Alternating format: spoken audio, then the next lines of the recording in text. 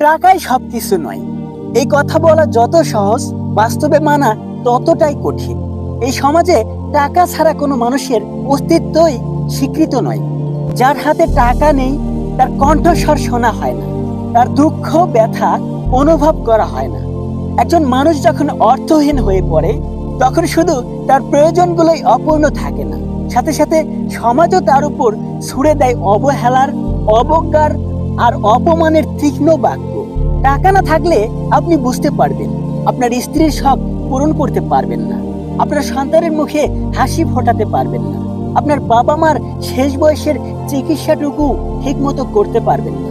টাকা না থাকায় অনেক বাবা মা বিনা চিকিৎসায় পৃথিবী ছেড়ে চলে যায়। অনেক মানুষ নিজের স্বপ্ন ছুঁতে না পেরে অনেক ভুল সিদ্ধান্ত বেছে নেয় কেবলই টাকার অভাবে।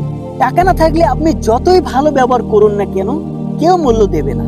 আপনি যতই সম্পর্ক ধরে রাখতে চান, শখের মানুষও আপনাকে ছেড়ে চলে যাবে। এই সমাজ কেবল তখনই আপনাকে আপন ভাবে যখন আপনার হাতে টাকা থাকবে, আর যদি না থাকে তখন আপনি তাদের চোখে শুধুই একটা বোঝা। টাকা ছাড়া সুখ কেনা যায় না, ভালোবাসার মানুষকে পাশে রাখতেও টাকা লাগে। টাকা না থাকলে সময়ের সাথে সাথে সবাই দূরে সরে চলে যায়, কারণ এই সমাজ কারো স্বপ্ন পূরণের দায় নেয় না।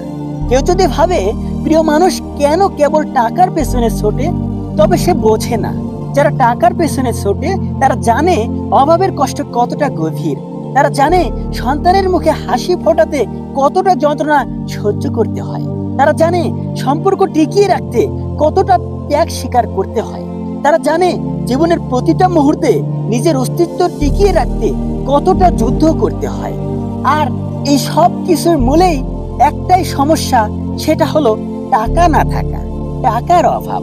যদি প্রশ্ন করা হয় টাকাই কি সব, উত্তর হবে না, হয়তো নয়, কিন্তু টাকাই সেই ভিত্তি যার উপর দাঁড়িয়ে থাকে জীবন, দায়িত্ব, সম্পর্ক, স্বপ্ন আর আত্মসম্মান।